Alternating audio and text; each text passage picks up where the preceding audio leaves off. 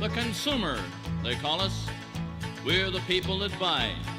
While everyone else is out to sell some kind of merchandise, we run to the boss and tell him we need a bit more gold, some tax deductions later, and we still wind up in the hole. Welcome to the inaugural episode of Maritimes Watch, the only dedicated program looking at corruption and misuse of public resources in Atlantic Canada. My name is Don Bowser. I'm the president of Impact, an NGO that's looking at stopping corruption here in the Maritimes. Today's episode is about the undue influence exercised by some corporations on the government and its policies. Many in Canada have been outraged and shocked by the case of SNC-Lavalin, in which the Prime Minister's office is alleged to have interfered with the prosecution for corruption of this Quebec-based construction company. Essentially, it was alleged that corruption charges were deferred in order to protect jobs at the firm. As shocking as this case of undue influence may be to many, it is not unique. We've seen it in case after case in which corporations are given preferential treatment in order to protect jobs, allegedly, and to be able to allow them to continue to operate. Today we will look at how in one region, one company, our own local oligarch, Irving, has been able to influence not only government decisions in Atlantic Canada, but also at the national level. Irving is a very large corporation, has many arms. One of its arms is its naval construction of Irving Shipbuilding, or IS as I like to call it, but please don't confuse that with Islamic State. They are very different in how they operate.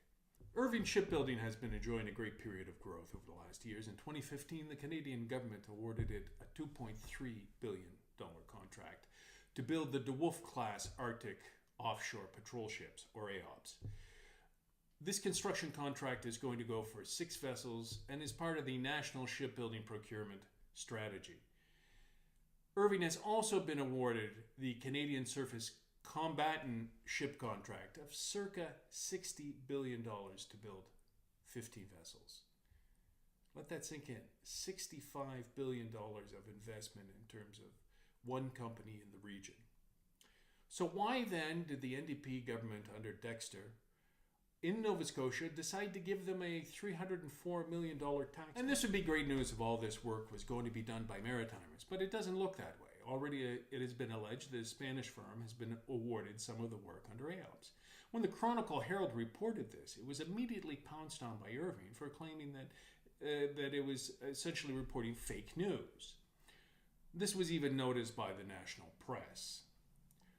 So this leads to our topic of this week's show, how powerful corporations are able to use their influence on government to try and stifle any public discussion about the use of public funds. This almost $65 billion of contracts are not Irving's money. It's your money. It's the taxpayers' money.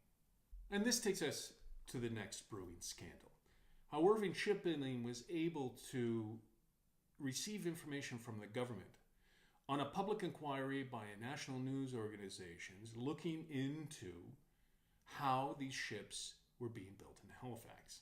Following a tip, Post Media submitted questions on March 6 to 2 government departments, National Defence and the Public Services and Procurement Canada, about possible problems that existed in the welding on the DeWolf-class ships. These are the first ones that Irving has built for the government. They got an immediate response, but not the response that they actually expected. This response came from the president of Irving Shipbuilding, Kevin McCoy, who then telephoned the National Post, and 90 minutes after they had made their inquiry into the government. So it didn't come from the government, it came from a private corporation. The Post states that McCoy threatened that Irving's lawyers would be making sure that you understand that if you write something false about our reputation, we will pursue it, meaning they'll take legal action. How is it possible that a private company is informed by the government within a very short period of time about an access to information request done by national media. Do these things actually happen in Canada? Smacks a little bit more of an authoritarian regime somewhere in the developing world. But this is not the first case, and it's not going to be the last case, in which corporations have been informed by public servants on inquiries that are ongoing. So we currently have the case of Mark Norman, who's been charged with breach of trust for allegedly giving out information from the Prime Minister's office and on the shipbuilding contracts to another company. So this also comes on top of the resignation of the Treasury Board of Canada, Scott Bryson, who resigned allegedly for his involvement in the Norman case and his connections with Irving Shipbuilding. Nothing has been proven in court yet. No evidence has come forward. But what we see is that there is, again, allegations of improper contact between public servants and this company. So what do we have? We have a large corporation that is able to influence, receives information from public servants, and tries to stop any public discussion about how it's building these ships, what it is going to do with the money that it's been given, and who else is involved with this. There's very low level of access to information on this case. People have looked into it, but essentially we only have the award of the contract, no real details about how this is going, how the competition was run. None of this is public information. Granted, in defense contracts, quite often you have people claim that it's for security reasons. But in this case, you see large public procurement ongoing without any real information about how it was awarded. Again, this undue influence of corporations is one of the main problems that we currently have in Canada. We need to start looking into how corporations influence government policy and then to stop it. I urge everybody at home and all the viewers today to actually start doing something about corruption.